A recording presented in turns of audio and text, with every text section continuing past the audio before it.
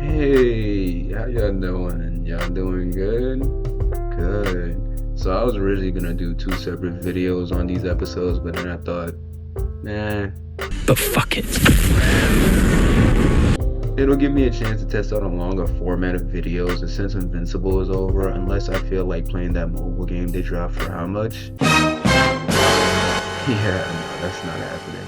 I'd rather play the new Sparking Zero update. I might finally feel like my $100 was well spent for once. But let's not waste any more time. We start off the episode with Mark getting PTSD of the Viltrumites coming to Earth, and his head got these niggas looking like a rock album cover.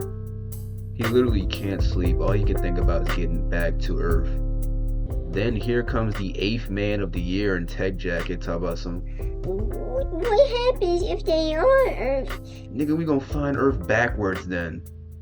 She over here hyping herself up, ready to risk everything for the team, and Mark and Nolan aren't even giving her the time of day.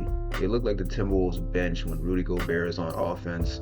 They finally get back to Earth, and Mark is wasting absolutely no time. Nolan is trying to make a plan from a safe distance, talk about some, yeah, let's just park behind the moon, man. Mark said, nah, letting his inner Oliver kick in. My nigga, may I remind you, Thrag was waiting on y'all to jump him. If he wanted it to be known he was on your planet, he would have made it known by now. And now I'm gonna skip over a good bit of the meat and potatoes of this episode because I have a whole nother show to get into. I like what they were doing with Nolan and Debbie, but I also don't care enough because I know enough of what happens in the comics, and it's a comic book based romance regardless. Once Debbie admitted that her and Paul ain't gonna work out, I said, oh, that's GG's.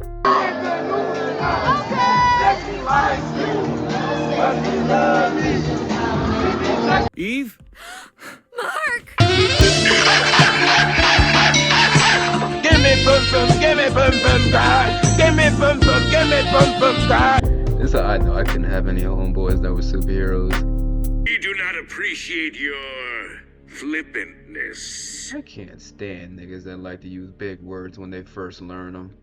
So basically the main core of this episode is Mark getting anxious because he has no idea where the Viltrumites are nor what they're planning.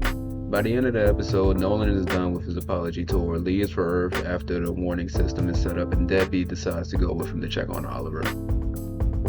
Mark decides he might finally have some time to clear his head and goes for a flight. That's when he pulls up on a very familiar Cape Ann lineup.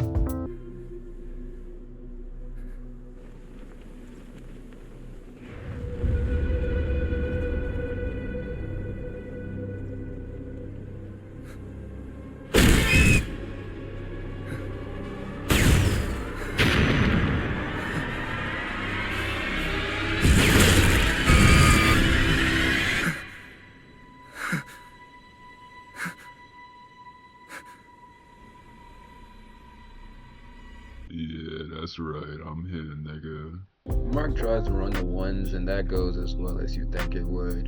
And Thrag tells him, look, you took away our planet, so this is our planet now.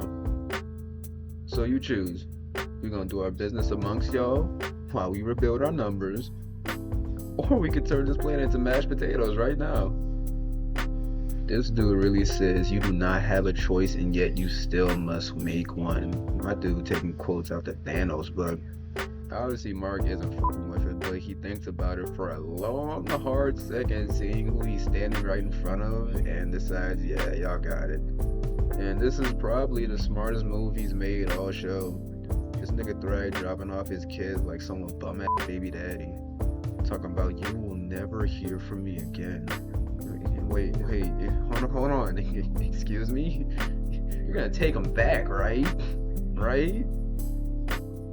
And that is the end of the season, besides a mid-credit scene, but I don't get paid enough to cover that. I thought the finale was cool.